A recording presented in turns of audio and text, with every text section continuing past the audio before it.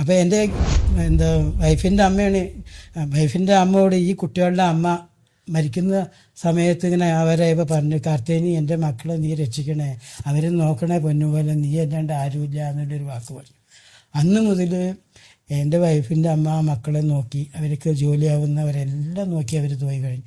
അതിലെ ഒരുത്തൻ ഒരു രണ്ടാമത്തെ മകൻ, അവൻ തിരുവനന്തപുരത്ത് അവന് ജോലിയായി. ഞാനിങ്ങനെ ഇങ്ങനെ ഹോസ്പിറ്റലിൽ അഡ്മിറ്റായി എന്ന് എങ്ങനെയോ അവരറിഞ്ഞു, ഞങ്ങൾ അറിയിച്ചൊന്നുമില്ല. അപ്പോൾ അവൻ ഇത് അറിഞ്ഞ വഴിക്ക് വേഗമുണ്ട് ഞങ്ങൾ ഹോസ്പിറ്റലിലേക്ക് വന്നിട്ട് അവൻ വന്നേക്കണു, കാറെടുത്ത് വന്നിട്ട് അവൻ കുറേ അച്ചാറും കണ്ണിക്കണ്ട കമ്പിളി ഇതൊക്കെ ആയിട്ട് ഇങ്ങനെ വന്നേക്കണു, കുറേ ഡ്രസ്സും കാര്യങ്ങളൊക്കെ ആയിട്ട് വന്ന് ഞങ്ങളാകെ അത്ഭുതപ്പെട്ടു, ഇവനോടൊന്നും പറഞ്ഞിട്ടില്ലല്ലോ ഇത് എന്താണെന്നുള്ളത്. അപ്പോൾ ഇങ്ങനെ വന്നു കഴിഞ്ഞപ്പോൾ അപ്പോൾ അവർക്ക് ആ മക്കൾക്ക് ജോലി കിട്ടിയിട്ട് ആദ്യത്തെ ശമ്പളം കൊടുത്തത് എൻ്റെ വൈഫിൻ്റെ അച്ഛനും അമ്മയ്ക്കാണ് കൊടുത്തത്. അങ്ങനെ ഇപ്പോഴും അവർ വന്നാലും പോയാലും ഒക്കെ ഉള്ളത് അവിടെ വന്നിട്ട് എല്ലാം ചെയ്ത് ചോദിച്ചിട്ടാണ് ചെയ്യുള്ളൂ. അങ്ങനെ ഇതായി കഴിഞ്ഞ് അപ്പോൾ അവണ്ട് വന്നു കഴിഞ്ഞ് ഇതൊക്കെ കൊടുന്നു കഴിഞ്ഞപ്പോൾ ഞാൻ പറഞ്ഞു, അപ്പോൾ ഞാൻ എന്തിനാ ഇതൊക്കെ കയറ്റി കൊടുന്നു, ഇവിടെ എല്ലാ സൗകര്യങ്ങളും ഇവിടുന്ന് ഒക്കെ ഹോസ്പിറ്റലിലൊക്കെ ശരിയാക്കിയിട്ടുണ്ട്, ഇങ്ങനെ കാര്യങ്ങളൊക്കെ പറഞ്ഞു. അത് ശരിയാണ്. എന്നാലും എനിക്ക് ഗീതേച്ചി ഞങ്ങളുടെ ചേച്ചിയാണ്, എൻ്റെ വൈഫിൻ്റെ പേര് ഗീതാണ്. ഗീതേച്ചിക്ക് എൻ്റെ പെങ്ങളാണ്. അവർക്ക് വേണ്ടിയിട്ട് എന്തെങ്കിലും വരുമ്പോൾ ഞങ്ങളല്ലാണ്ട് വിഷമം കൊണ്ട് ഇതായിരിക്കണം. അപ്പോൾ അല്ലാണ്ട് ആരുള്ളതെന്ന് പറഞ്ഞിട്ട് ഞങ്ങളാണെങ്കിൽ ആകെ വിഷമിച്ചിങ്ങനെ ഇരിക്കുന്ന സമയത്തിൽ ഈ ഫിനാൻഷ്യലായിട്ട് ഇത് പറയാനും പറ്റില്ല ആരോടും. അപ്പോൾ ആ കുട്ടി അവിടെ ക്യാൻറ്റീനുണ്ട്, ക്യാൻറ്റീനിൽ ഫുഡിൻ്റെ കാര്യമൊക്കെ ഏൽപ്പിച്ചിട്ടാണ് പോകുന്നത്.